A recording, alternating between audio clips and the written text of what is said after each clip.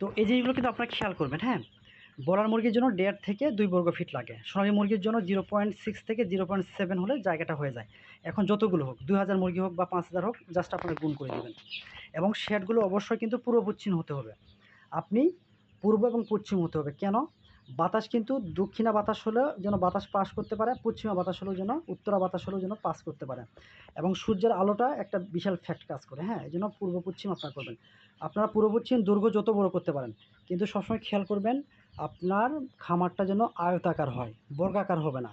মানে যদি আপনি ধরেন যে প্রস্থ সবসময় 25 ফিট ঠিক রেখে আপনি এদিকে একবারে 100, 200, 300 ফিট করতে পারেন, কোনো সমস্যা নেই। যদি ছোট শেড হয় তাহলে সেক্ষেত্রে প্রস্থটা অল্প রেখে, মানে 10 ফিট রেখে আপনি লম্বালম্বি 25 ফিট করে দিলেন বা 50 ফিট করে দিলেন। কিন্তু বর্গ আকৃতি করা যাবে না। এখন প্রশ্ন আসতে পারে, কেন আপনি আয়তাকার বা লম্বালম্বি করবেন শেডটা? দেখেন, মুরগিতে কিন্তু ব্যাপক পরিমাণে কী গ্যাস তৈরি হয়? অ্যামোনিয়া গ্যাস তৈরি করা হয়। এই অ্যামোনিয়া গ্যাস কিন্তু মুরগি সেক্টরে 80 থেকে 90% রোগের অন্যতম কারণ হচ্ছে অ্যামোনিয়া গ্যাস। অ্যামোনিয়া গ্যাসের কারণে আপনার ছোট বাচ্চাতে ব্রুডার নিউমোনিয়া হয়, মাইকোপ্লাজমাসিস হয়, তারপর হচ্ছে আপনার কক্সিডিওসিস হয়। অ্যামোনিয়া যখন বেড়ে যায় তখন কিন্তু লিটার শেষেতে হয়। লিটার শেষেতে হলে কী হয়? রক্ত আমাশয় হয়, মানে প্রোটোজোয়া তৈরি হয়। তারপর হচ্ছে আপনার ইনফেকশাস ব্রঙ্কাইটিস হয়, ইনফেকশাস কোরাইজা হয়, ইনফেকশাস লিরিঙ্গোট্রাকাইটিস হয়, এভিয়ান লিউকোসিস হয়। এই ধরনের মারাত্মক রোগবালাইগুলো হয়। এদিকে তো রানীক্ষেত গাম্বুরো তো আছেই। এজন্য কিন্তু সবসময় খেয়াল করবেন যে, একটা জিনিস খেয়াল করেন ভাই, যে মুরগিগুলো 24 ঘন্টা বা 12 ঘন্টা বা 6 ঘন্টা যত সময় রাখেন না কেন, মুরগিগুলো যেখানে থাকে সেখানে তো পায়খানা করে, প্রস্রাব করে একসাথে। তাহলে যে জায়গায় মুরগিগুলো প্রস্রাব করে সেখানেই মুরগিগুলো থাকতেছে, সেখানেই মুরগিগুলো খাচ্ছে, তাহলে বুঝেন তাহলে পরিবেশটা কী একটা অবস্থান দাঁড়াবে। আমি গতকালকে আপনাদেরকে বলছিলাম যে ভাই, আপনাকে একটা রুমে আবদ্ধ করে রাখা হলো, আপনি সেখানেই প্রস্রাব করছেন, টয়লেট করছেন, আবার সেখানে খাবার খাচ্ছেন, তাহলে দেখেন পরিবেশটা কী হবে। এই জন্য বললাম যে ভাই, ভাষা বুঝতে হবে। এই আমরা কিন্তু কী করি জানেন? আমরা কিন্তু মুরগিকে চিকিৎসা নিয়ে আমরা পাগল হয়ে যাই। আমরা কিন্তু ব্যবস্থাপনাগত নলেজগুলো না থাকার কারণে আমরা যারা সাধারণ খামারে আছি, আমরা সবসময় মেডিসিনের উপর নির্ভর করি।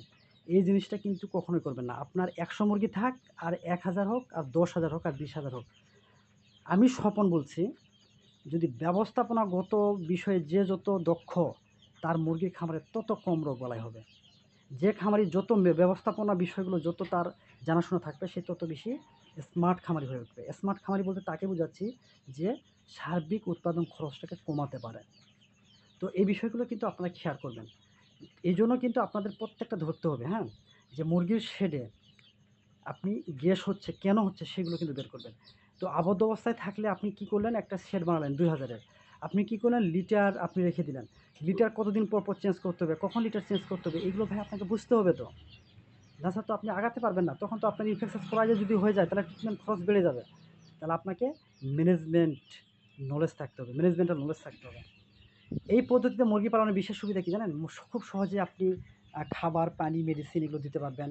কোনো শিকারী প্রাণী কিন্তু আক্রমণ করতে পারবে না। অল্প জায়গায় কিন্তু আপনি পালন করতে পারবেন। রোগবালাই হলে সহজে কিন্তু আপনি ধরতে পারবেন যে মুরগিগুলো ঝিমাচ্ছে না, কী হচ্ছে। শীতের সময় বিশেষ সুবিধা পাওয়া যায়। শীতের সময় বিশেষ সুবিধা বলতে কি?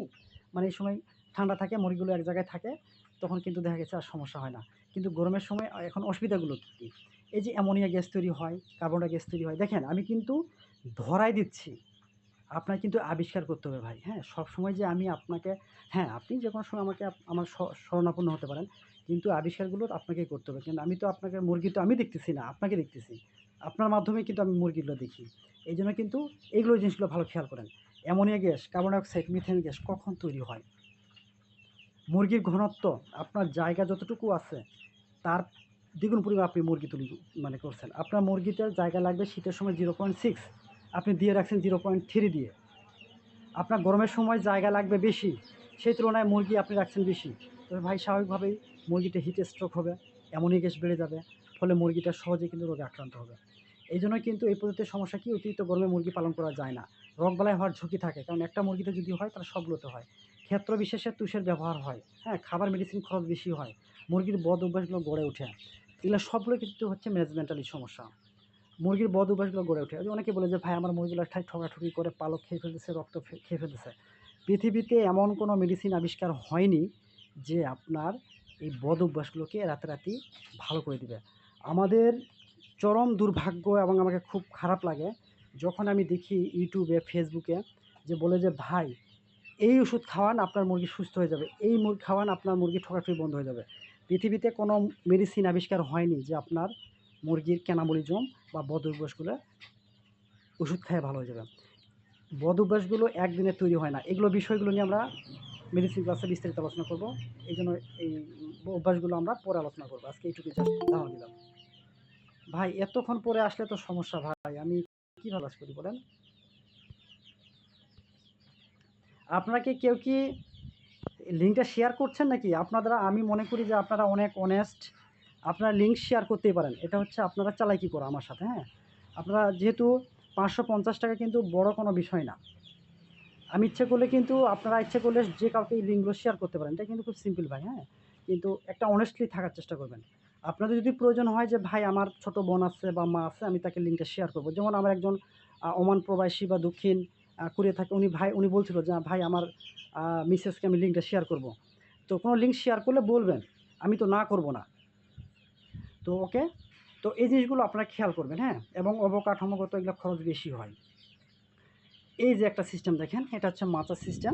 আপনারা এই ধরনের মাচার সিস্টেমে কিন্তু আপনারা মুরগি পালন করতে পারবেন। মানে পানি খাওয়ার ব্যবস্থা করতো না, স্যালাইন দিয়ে একটু ঢুকাইতে, ধোয়াটা শুকাইছি, স্যালাইন শেষ হয়ে গেছে। তাহলে কিরণকে একটু ফোন দিয়ে স্যালাইনটা আনতে বলতো, আর পানি একটু খাওয়ার ব্যবস্থা করতো। তো দেখা গেছে কি ভাই, এই যে মাচার সিস্টেম করে আপনারা এইভাবে করে দেখেন, লম্বালম্বি কতটুকু আর প্রস্থ কতটুকু, এভাবে নেট টিন দিয়ে আপনারা করতে পারেন। আমি একটা ধারণা দিই আপনাদেরকে, হ্যাঁ। দেখেন যে এই যে টিন, এই যে মাচাটা কী দিয়ে, বাঁশ দিয়ে কখনোই মাচা করবেন না। আমি আপনাদেরকে আবারও বলছি, বাঁশ দিয়ে কখনোই মাচা করবেন না, কারণ যখন মুরগিগুলো পায়খানা করে বাঁশে কিন্তু লেগে যায়। এখন বর্তমানে অনেক সময় প্লাস্টিকের যে নেটগুলো বের হয়েছে, হ্যাঁ, প্লাস্টিকের নেটগুলো, এই নেট দিয়ে আপনারা মাচাগুলো তৈরি করবেন। এবং মাচাগুলো হচ্ছে অবশ্যই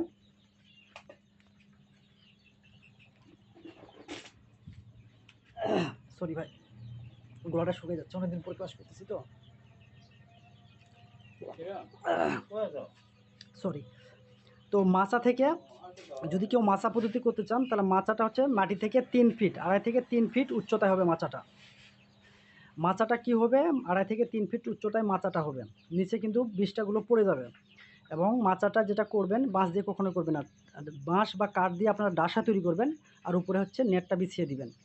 আর 1.5 ফিট উচ্চতায় চারদিকে একটা করবেন, ঘেরা দিবেন, টিন দিয়ে হোক বা কাঠ দিয়ে হোক বা চাটাই দিয়ে হোক, চারদিকে 1.5 ফিট উচ্চতায় চারদিকে ঘেরা দিবেন, যাতে করে মুরগিগুলো সরাসরি যেন দেখতে না পায় এরকম।